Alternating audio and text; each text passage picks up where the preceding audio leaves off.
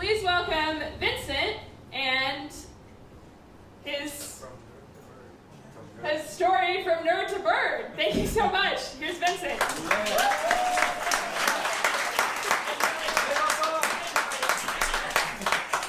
Hey everyone.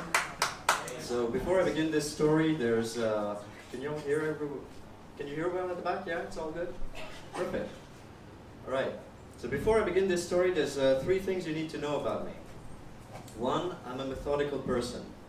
So I work in IT and my pen is a 4-colored pen because blue is for data input and black is for data output and green is for data code and red is for data rules. You know, like I said, I'm methodical. Second of all, I'm thorough. So my favorite word is why, because I like to understand how things work, what makes them tick, and why they tick the way they do. It also means that when I engage into a project, I embrace it completely.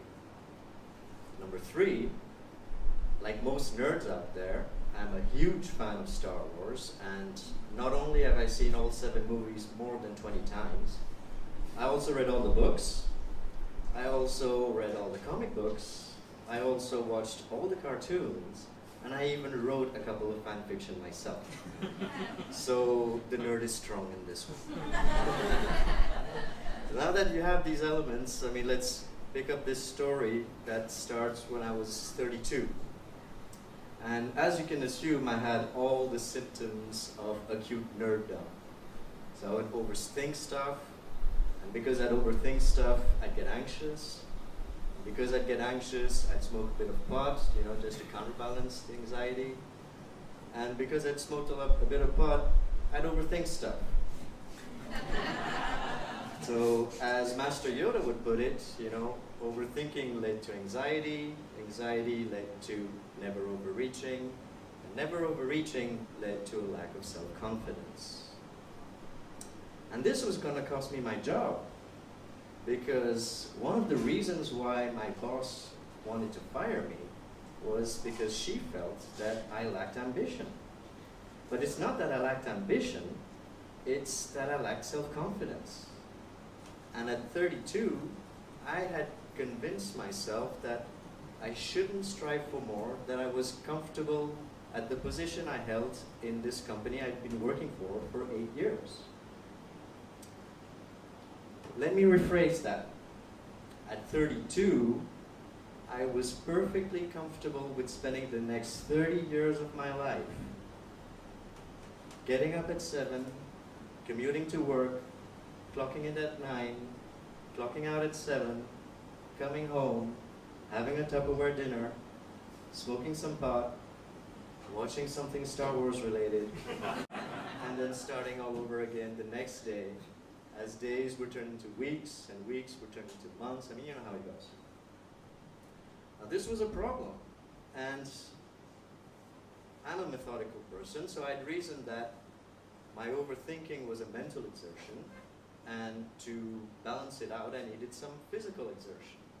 So I tried mountain biking, but I'd get chased by these stray dogs, and that would scare the shit out of me.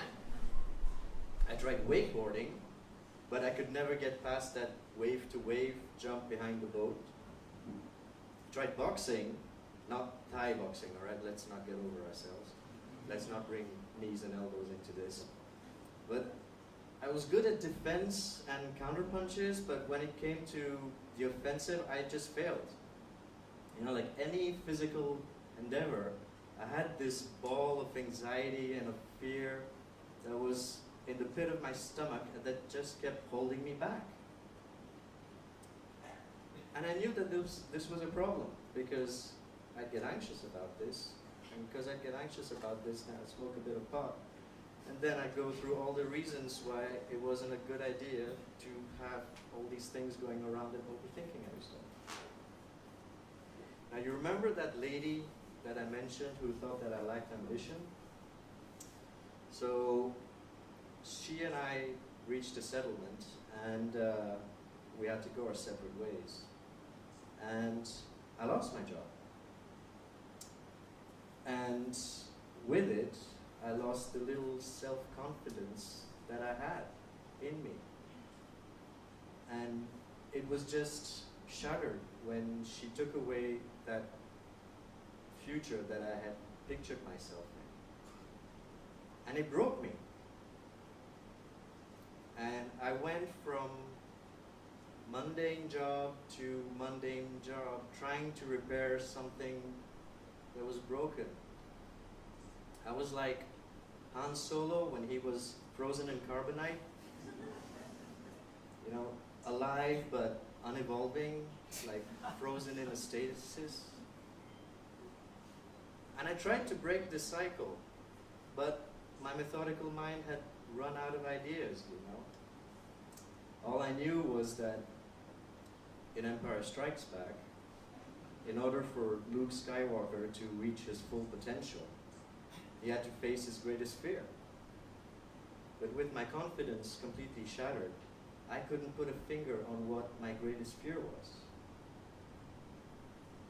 The answer to that actually came 3 years later, when I was with friends in Swakopmund, Namibia, and the idea of going skydiving was brought up.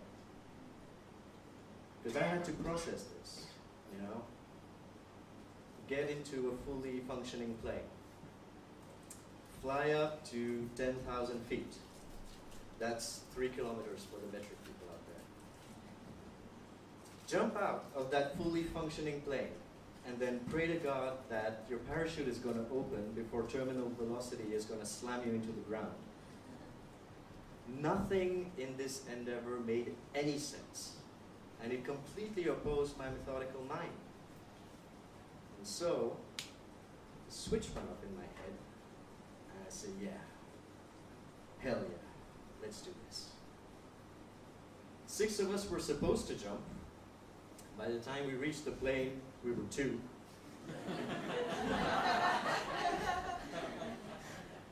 The flight up was magnificent and the view was breathtaking. But when it came time to jump, my brain just froze. And I had to yank my left hand off the rail because it was just not letting go. But once that was done, I could throw myself out of the plane.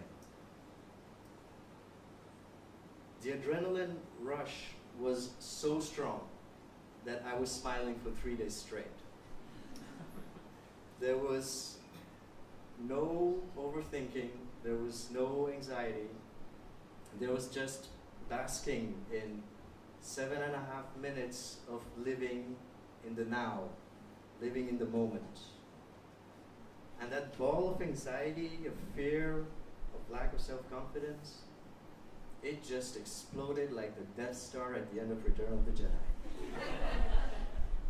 I had a new outlook on life.